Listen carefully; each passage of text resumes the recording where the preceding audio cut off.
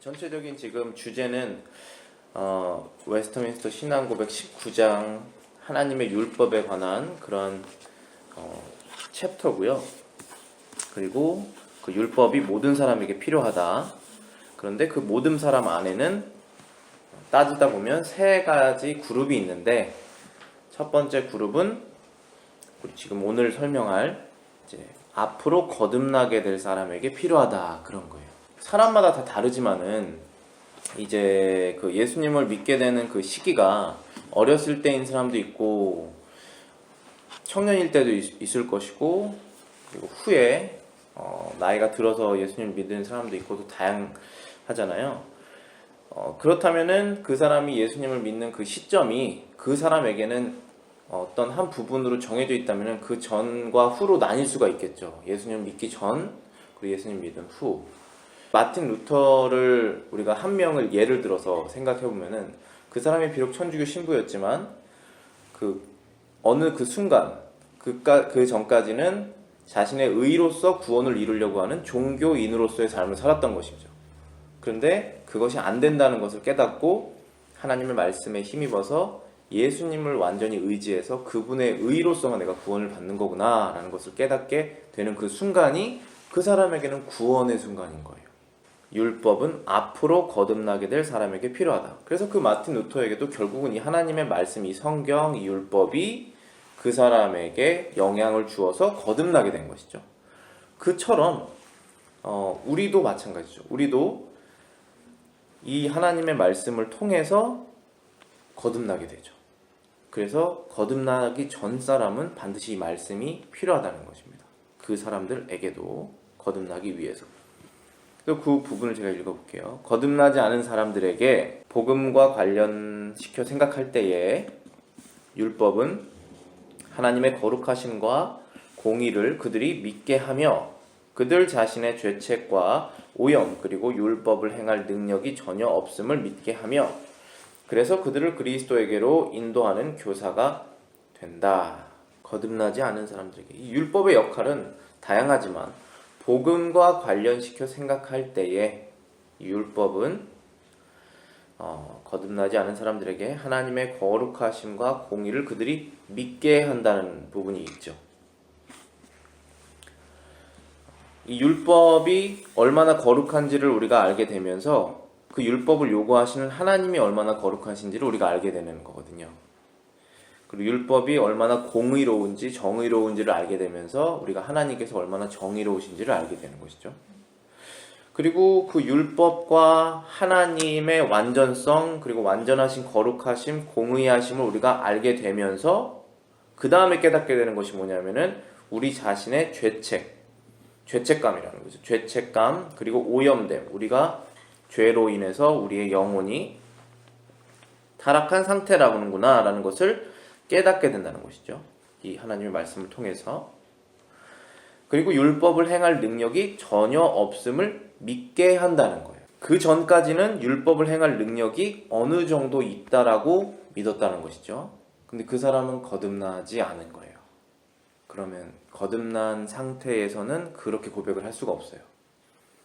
율법을 행할 능력이 나 스스로에게는 전혀 없을 뿐더러 전 세계 모든 어떠한 종교를 갖고 있는 어떠한 지식인이든 종교인이든 간에 아무도 하나님 앞에서 율법으로 의롭다 칭함을 받을 사람이 없구나라는 것을 나뿐만 아니라 다른 사람들도 다 그렇구나라는 것을 깨닫게 된다는 것이죠. 근데 특히 나 자신을 깨닫게 되면서 다른 사람도 이제 다 깨닫게 되는 것이거든요. 다른 사람을 이해하려면 먼저 나를 알아야 되기 때문에.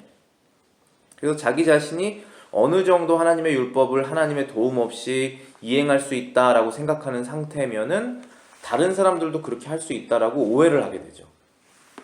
그래서 반드시 율법이 우리의 그 하나님의 전적인 의존성을 깨닫게 한다라는 것입니다. 그래서 그 결과 그들을 그리스도에게로 인도하는 교사가 된다는 거예요. 이 중요한 포인트가 그들을 하나님께로 인도하는 교사다라고 표현하지 않고 그리스도에게로 인도하는 교사다라고 포인트하는 이유가 있죠. 왜냐하면 하나님께로 나가려면 그리스도에게로 나가야 되기 때문에 그래요. 성부, 성자, 성령 중에 성부도 아니고 성령도 아니고 성자 하나님 그리스도 예수께 우리가 나가야 된다는 것이죠. 나가야 된다는 것을 깨닫게 되고 그 율법은 우리를 실제로 예수님께로 인도한다는 거예요. 왜냐하면 그 예수님께서는 하나님이시자 사람이시고 사람을 대신해서 우리의 죄를 위해서 죽으셨기 때문에 우리는 예수님께 먼저 나아갈 수가 있게 됩니다. 예수님을 통해서 내가 죄인인 것을 알게 되고 예수님을 통해서 내가 하나님께 나아갈 수 있다는 것을 알게 되기 때문에 먼저 죄인이 회개해서 거듭이 나면 예수님께로 나가게 됩니다. 그 관계가 성립이 되는 것이 거듭났다라고 말할 수가 있어요. 로마서 7장 7절부터 13절 제가 한번 읽어볼게요. 그런즉 우리가 무슨 말을 하리요? 율법이 죄냐? 그럴 수 없느니라. 율법으로 말미암지 않고는 내가 죄를 알지 못하였으니 곧 율법이 탐내지 말라 하지 아니하였더라면 내가 탐심을 알지 못하였으리라. 그러나 죄가 기회를 타서 계명으로 말미암아 내 속에 온갖 탐심을 이루었나니 이는 율법이 없으면 죄가 죽은 것임이라. 전에 율법을 깨닫지 못했을 때에는 내가 살았더니 계명이 이름에 죄는 살아나고 나는 죽었도다. 생명에 이르게 할 그 계명이 내게 대하여 도리어 사망에 이르게 하는 것이 되었도다. 죄가 기회를 타서 계명으로 말미암아 나를 속이고 그것으로 나를 죽였는지 이로 보건대 율법은 거룩하고 계명도 거룩하고 의로우며 선하도다. 그런즉 선한 것이 내게 사망이 되었느냐? 그럴 수 없느니라. 오직 죄가 죄로 드러나기 위하여 선한 그것으로 말미암아 나를 죽게 만들었으니 이는 계명으로 말미암아 죄로 심히 죄되게 하려 함이라. 그 로마서는 성경 전체의 교리를 종합해놨다라고 볼 수 있는 책이에요. 예를 들어서 사도행전 같은 거는 역사를 지금 다루고 있고 구약 성경에서도 굉장히 많은 역사를 갖고 있는데 로마서에는 어떤 그런 역사나 이런 거를 다루고 있지 않고 그런 교리들을 이제 사도 바울이 정리한 그런 책입니다. 그 7장에 보면은 지금 어떠한 저희가 읽은 부분이 뭐를 저희들에게 가르쳐주고 있는 것이냐면은 어떠한 관계를 가르쳐주고 있느냐 하면은 율법과 그리고 우리의 죄 그리고 의로움 이 관계를 지금 알려주고 있는 것이거든요. 왜냐하면 그것을 우리가 오해하기가 굉장히 쉬워요. 왜냐하면은 첫 번째 지금 7절에 보시면은 첫 번째 오해를 지금 사도 바울이 쓰고 있는 거예요. 우리가 무슨 말을 하리요? 율법이 죄냐? 그럴 수 없느니라. 첫 번째 오해는 율법이 나쁘다라는 것이죠. 그런데 그렇지 않다라는 것이죠. 왜냐하면 하나님께서 만드신 것은 다 선하기 때문에 아담도 선하잖아요. 선했잖아요. 그리고 하나님께서 세상을 만드시고 이것은 좋다라고 말씀하셨잖아요. 근데 거기 안에 율법이 있었거든요. 그렇기 때문에 율법은 선한 것이죠. 그렇죠?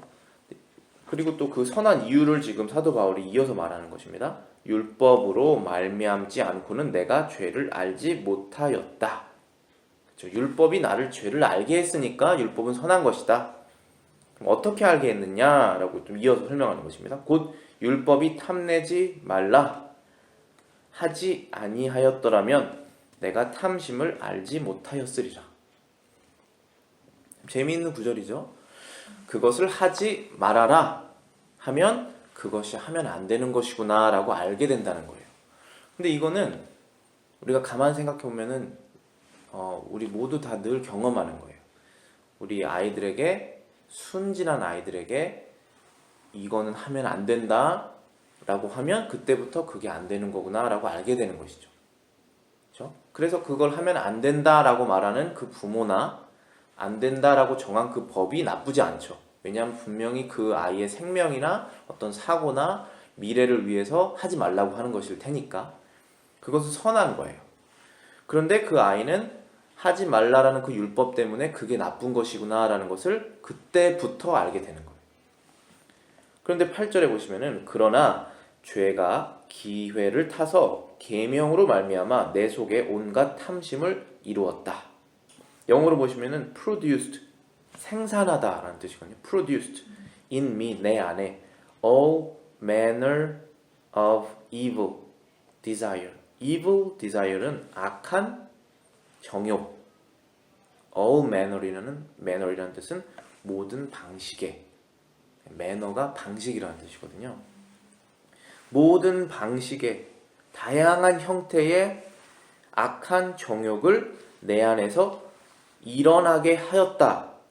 근데 그게 뭐가 일어나게 했냐면은 죄가 기회를 타서 계명으로 일어나겠다는 거예요. 그것을 하지 마라 라고 하는 그 계명을 가지고 그걸 듣는 순간 죄라는 것이 같이 들어와서 그 계명과 그 죄가 이 마음속에서 수많은 나쁜 생각들을 만들어냈다는 거죠. 그래서 사도 바울이 이어서 말하죠. 율법이 없으면 죄가 죽은 것이다. 만약에 율법을 몰랐으면 그것을 하고 싶지 않았을 것이다 라는 그런 뜻이에요. 율법을 몰랐으면 내가 죄를 안 짓고 싶어 했을 것이다. 그런 뜻이에요, 이게. 9절에 보시면 전에 율법을 깨닫지 못했을 때에는 내가 살았더니 계명이 이름에 죄는 살아나고 나는 죽었도다. 율법을 내가 몰랐을 때는, 율법이 나에게 없을 때는 내가 살아있는 존재라고 생각했었고, 계명이 이름에 죄가 살아있는 존재고 내가 죽은 존재다 라고 그렇게 말하는 거예요.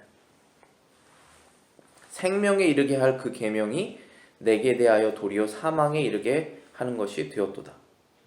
참 아이러니하죠. 생명에 이르게 하는 계명이에요. 제가 말씀드렸듯이 부모가 아이한테 그거 키지 마라, 그 가까운 데 가지 마라, 그 불에 생명을 지키려고 하는 법이에요. 그런데 그것으로 인해서, 그 법으로 인해서 마음속에 한번 해볼까? 한번 하면 어떻게 될까라는 죄성이, 죄 생각들이 들어온다는 것이죠. 그 법 때문에. 그래서 도리어 나를 살려야 될 그 계명이 나를 사망으로 이끌었다. 왜냐하면 죄를 지어서 그 결과에 빠지게 되니까 라는 것입니다. 그래서 죄가 11절에 보시면 죄가 기회를 타서 계명으로 말미암아 나를 속이고 그것으로 나를 죽였다. 그렇죠? 결국은 나를 속인 것은 그 계명이 아니라 죄라는 것이죠. 근데 그 죄는 내 마음속에서 일어난다는 거예요. 그래서 이로 보건대 율법은 거룩하다. 사도 바울이 결론을 짓는 거예요. 하나님께서 말씀하신 그 하지 마라, 하여라 라고 하는 그 율법은 거룩한 것이다. 계명도 거룩한 것이다. 그리고 의로운 것이다. 선한 것이다. 이 하나님의 말씀 전체가 다 그런 거예요. 그런데 그런즉 선한 것이 내게 사망이 되었느냐? 그럴 수 없느니라. 그렇죠. 결론이에요. 하나님의 율법이 나를 죽게 만드는 것이냐? 그럴 수 없다. 하나님은 생명이시고 의로우신데 오직 죄가 죄로 드러나기 위하여 선한 그것으로 말미암아 나를 죽게 만들었으니 이는 계명으로 말미암아 죄로 심히 죄되게 하려 함이니라. 13절만 제가 다시 읽어볼게요. 그런즉 선한 것이 내게 사망이 되었느냐? 그럴 수 없느니라. 오직 죄가 죄로 드러나기 위하여, 그렇죠? 죄가 진짜 그게 나쁜 것이다 라는 것이 드러나기 위해서 선한 그것은 율법이에요. 율법으로 말미암아 나를 죽게 만들었다는 거예요. 이는 계명으로 말미암아 죄로 심히 죄되게 하려 함이니라. 그 부모가 이것을 하지 말아라고 했을 때 그 아이가 그것을 하지 않는다고 해서 죄를 안 짓는 것이 아니거든요. 마음속에 한번 해볼까? 그게 벌써 죄거든요. 그렇죠? 마음속에 짓는 것이 죄라고 그러셨잖아요. 예수님께서. 오셨어요? 네. 그래서 여기서는 지금 탐심이라는 것을 예로 했는데, 예를 들어서 간음이라고 하면은, 아니면 형제를 사랑해라는 그런 부분이라고 그러면 내가 실제로 간음하지 않아도, 실제로 누군가를 죽이지 않아도 마음속으로 간음할 수 있고 또 마음속으로 살인할 수 있잖아요. 그게 벌써 내가 죄를 지은 거예요. 근데 그 계명으로 인해서 내가 하나님께 죄를 지었다는 것을 알게 된 거죠. 그래서 나를 살리려고 주신 그 계명이 결국은 결과적으로 나를 죽인 것이죠. 그러면은 그 잘못은 어디 있느냐 생각해 봤을 때 율법이 잘못이 아니라 내가 잘못인 거죠. 내가 잘못된 존재라는 거예요. 그래서 우리는 구원을 받아야 되는 것이구나라는 것을 깨닫게 되는 것이 이 율법의 역할입니다.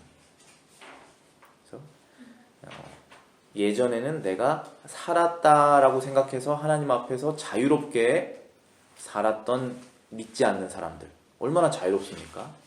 자유롭게 행동하잖아요. 죄를 지면서도.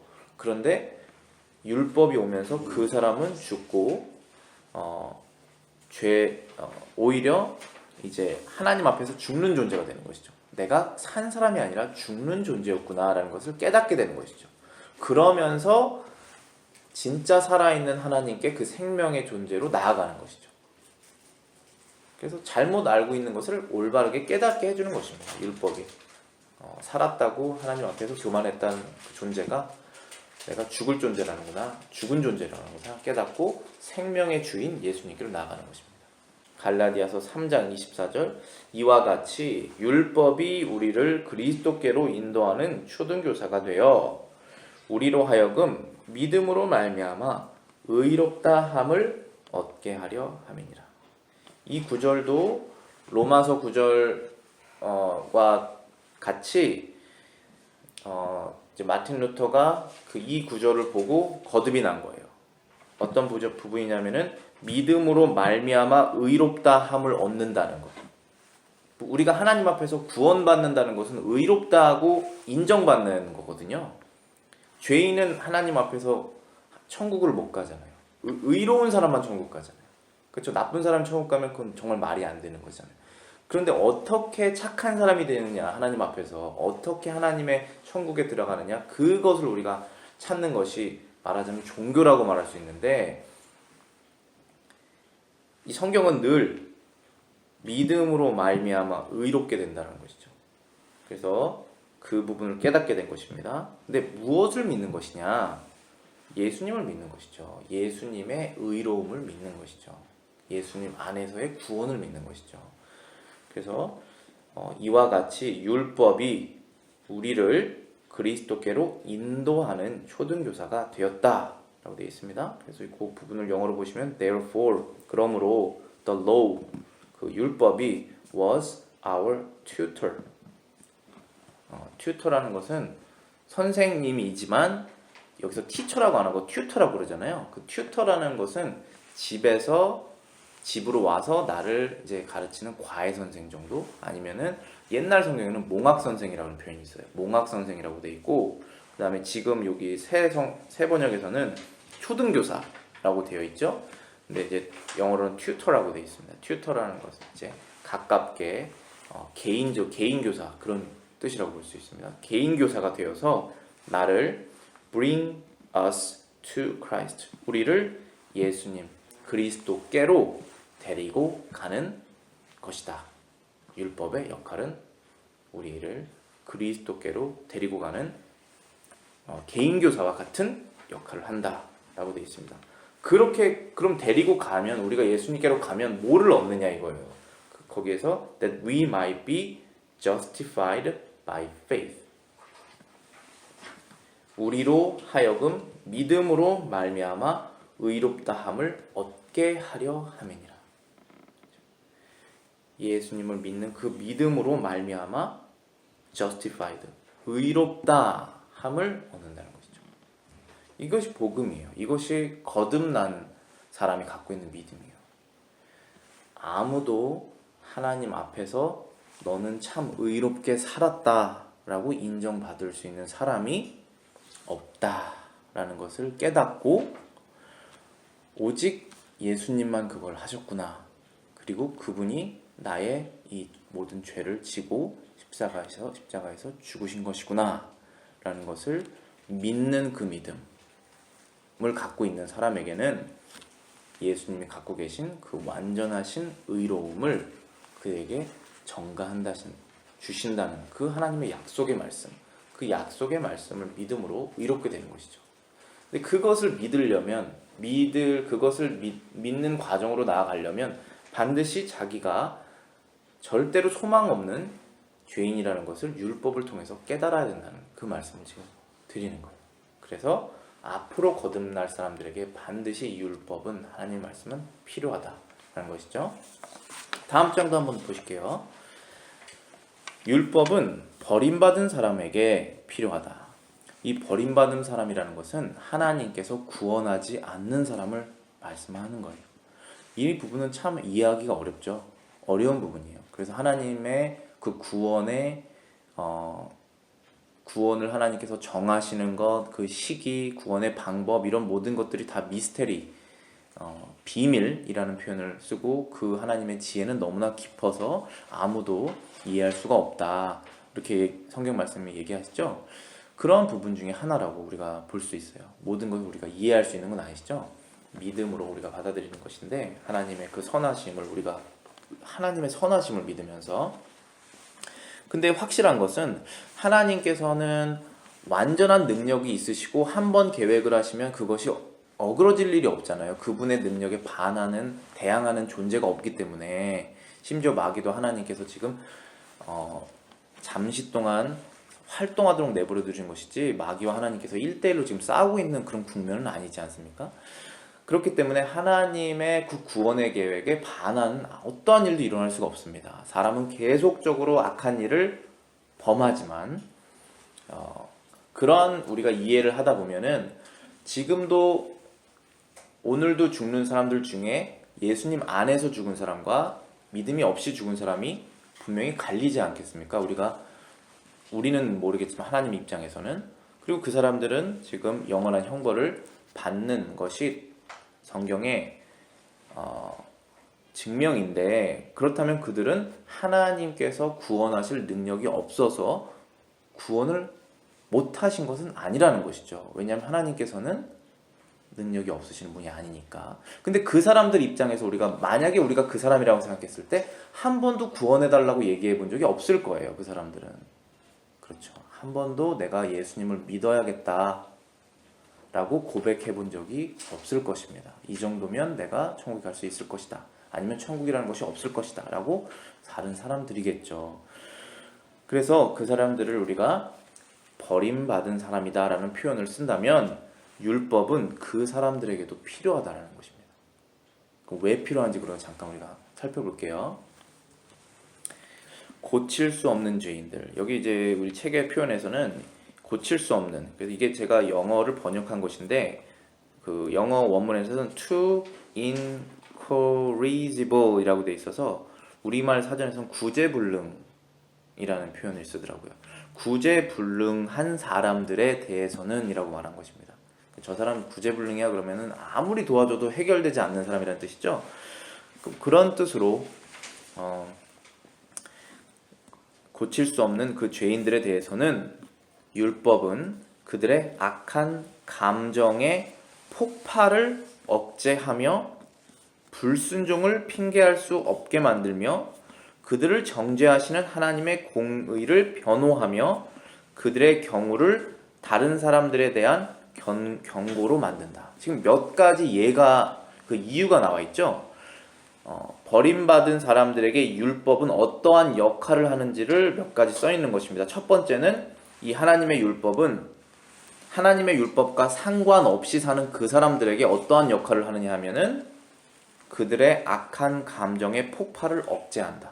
하나님도 없다고 생각하고 하나님의 율법을 내가 따를 필요가 없다라고 생각하는 그 사람에게 하나님의 율법이 하는 역할이 그의 악한 감정의 폭발을 억제한다는 거예요. 어떻게 할 수 있을까요? 그 말씀을 들으면 이런 일이 일어나게 됩니다. 하나님의 말씀을 들으면 양심의 가책이 작동을 하거든요. 그래서 그것을 따르지 않겠다라고 굳게 결심을 하더라도 그 양심의 가책은 생성됩니다. 그래서 완전 자유롭게 그것을 하진 못해요.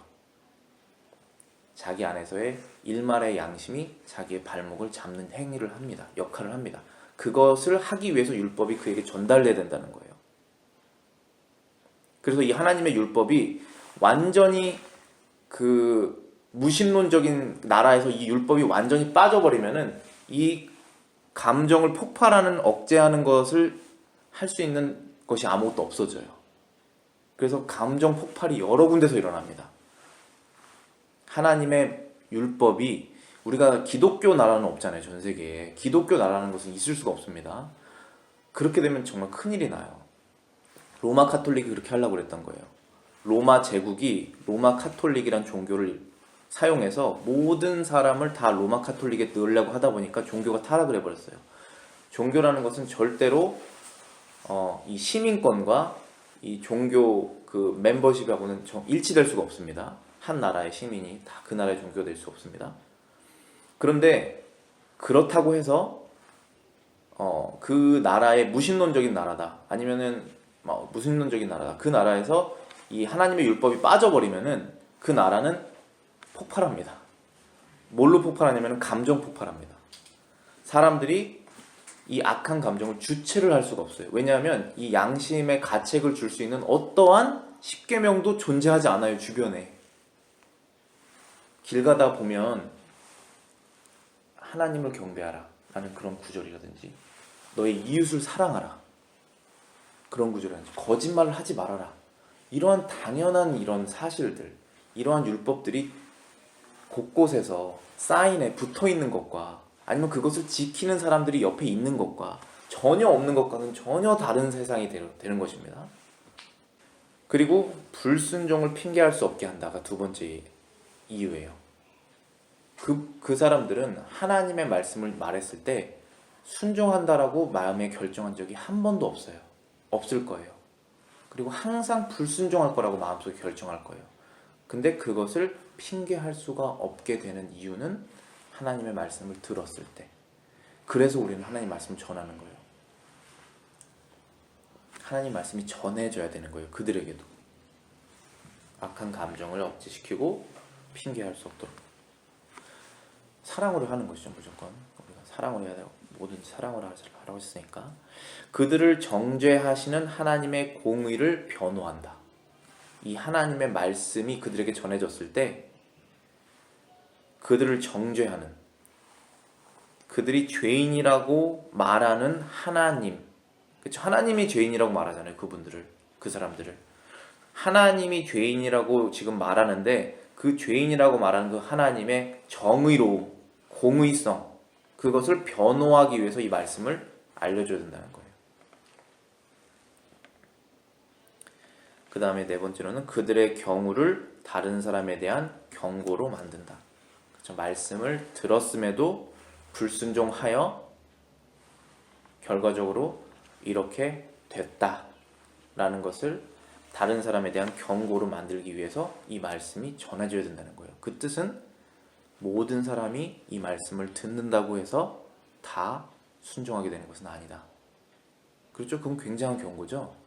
그러나 이 말씀이 그들에게 좀 전해져야 된다. 그런 것입니다. 핑계하지 못한다는 부분, 그런 부분이 이제 로마서 대표적으로 인용되는 구절이 로마서 1장 18절부터 20절입니다. 하나님의 진노가 불의로 진리를 막는 사람들의 모든 경건하지 않음과 불의에 대하여 하늘로부터 나타난다. 하늘로부터 뭐가 나타나냐 하면은 하나님의 진노가 나타난다는 거예요.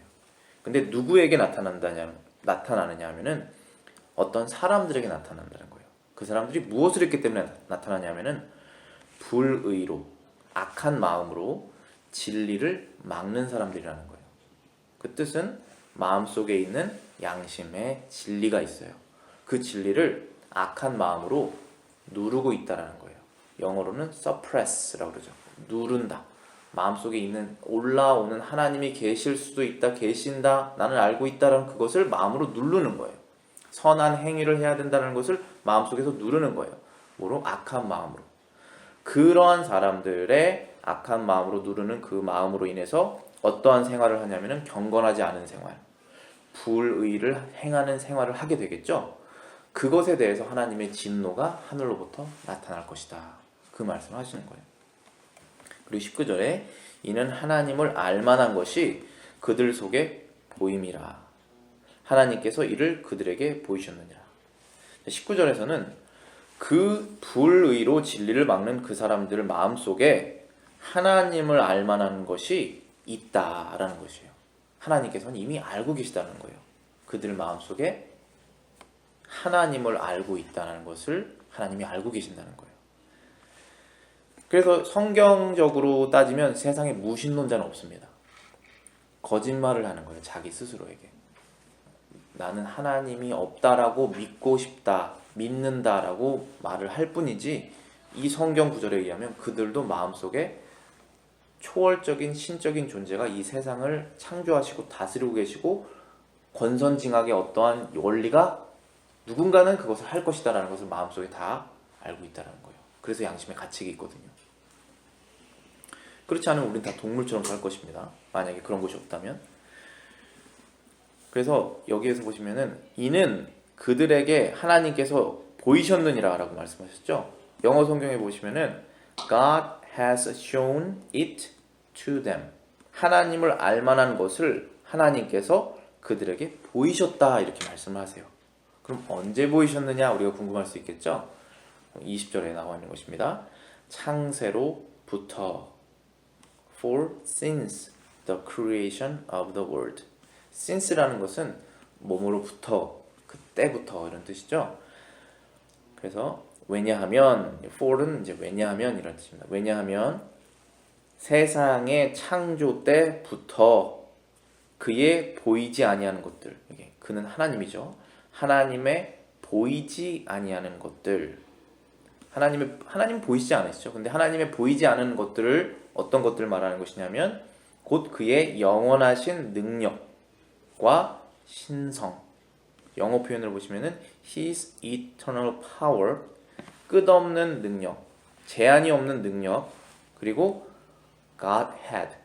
Godhead라고 그러면은 신적인 어떠한 것이라고 말할 수 있습니다.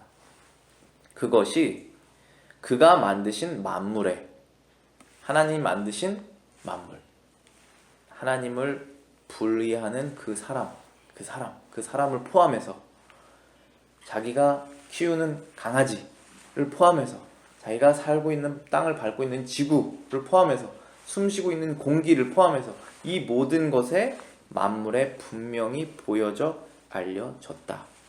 그런 것이에요. 하나님의 보이지 않는 능력과 신성이. 그렇죠? 알려졌다. 분명히 보여 알려졌다. 영어로는 are clearly seen. 여기서 are은 주어가 His eternal power and Godhead. 그의 영원하신 능력과 신성이 그들에게 clearly, 분명히 seen, 보여졌다. 그들은 보았다. 그들이 본 것이에요. 그러므로 그들이 핑계하지 못할지니라. So that they are without excuse. 핑계가 없다. 그런 것이죠. 이게 하나님의 말씀이에요. 이 말씀에서 벗어날 수 있는 사람이 아무도 없어요. 그래서 우리가 오해하거나 세상에 속으면 안 되는데 아무도 하나님을 모르지 않아요. 하나님의 능력과 그리고 하나님의 그 신적인 어떠한 것이 있다라는 것을 아무도 모르지 않는데 모르는 것처럼 사는 거예요. 핑계하지 못합니다. 그래서 율법은 버림받게 될 사람들에게도 필요한 것이에요. 요한복음 3장 18절하고 36절 읽어보겠습니다. 그를 믿는 자는, 여기서 예수님을 말씀하시는 거예요. 그를 믿는 자는 심판을 받지 아니하는 것이요 믿지 아니하는 자는 하나님의 독생자의 이름을 믿지 아니함으로 벌써 심판을 받은 것이니라. 심판을 안 받는 사람만 살 수 있어요. 왜냐하면 하나님께서 저에게 오케이 용 목사 너 어떻게 살았는지 한번 따져보자 하면 저는 소망이 없어요. 그 순간부터. 근데 넌 심판 안 할 것이다 하면 저는 혜택을 받는 거예요. 그쵸? 그 혜택밖에 없어요. 살 수 있는 방법이. 너는 심판 안 할 거야. 너는 거룩한 옷을, 예수님의 옷을 입었기 때문에, 나의 아들의 옷을 입었기 때문에 심판하지 않겠다 하는 순간 전 상한 거예요. 그를 믿는 자는 심판받지 않는다 써 있잖아요. 심판받지 않기 때문에 우리가 살 수 있는 것이지, 심판에서 한번 결과를 잘 받아보자라고 하는 것은 가능하지 않습니다. 근데 믿지 아니하는 자는 하나님의 독생자의 이름을 믿지 아니함으로 벌써 심판을 받은 것이니라. 이 사람은 언제 심판을 받았을까요? 안타깝지만 아담이 죄를 지는 순간부터 심판을 받았습니다. 태어나는 순간부터 심판을 받았습니다. 심판은 죽음이에요. 심판의 이유는 죄를 졌기 때문에 그래요. 심판받은 상태로 저주 가운데 율법 하에 태어나는 것이 사람이에요. 아담 이후에. 그 사람은 예수님을 믿지 않기 때문에 지옥에 가는 것이 아니라 그 자신의 존재 때문에 지옥에 가는 거예요. 벌써 심판을 받았잖아요. 하나님의 독생자의 이름을 믿지 아니함으로 라는 것은 믿지 않았기 때문에 심판받는 그 위치에서 벗어나지 못했다. 그래서 계속 그 심판의 위치에 있을 뿐이다라는 거예요. 그래서 우리가 태어나면 하나님의 심판이 이 왼쪽에 있다라고 치고 하나님의 심판이 없는 것이 오른쪽에 있다라고 치면 우리는 왼쪽에서 태어난 거예요. 그래서 어떠한 변화가 없으면 계속적으로 왼쪽에 있다가 왼쪽에서 죽는 것입니다. 근데 믿는 자는 심판받지 않는 그리스도에게로 오른쪽으로 옮겨지는 것이죠. 하나님께서 양과 염소를 오른쪽 왼쪽으로 나누실 때 그것이 이것을 상징하는 거예요. 그래서 우리가 그것을 잘 이해해야 됩니다. 사람은 예수님을 믿지 않아서 심판받는 것이 아니라 원래 심판받을 존재이기 때문에 자신의 생각, 본성, 말, 행동 때문에 심판을 받는 것입니다. 예수님을 믿으면 그것을 심판받지 않을 뿐입니다. 그래서 36절에는 아들을 믿는 자에게는 영생이 있고 아들에게 순종하지 않은 자는 영생을 보지 못하고 도리어 하나님의 진노가 그 위에 머물러 있느니라. 새로 생긴 게 아니에요. 진노가 새로 생기지 않습니다. 이제 뭐 더 많은 죄를 지으면 더 커질 수 있겠지만 원래부터 있는 거예요.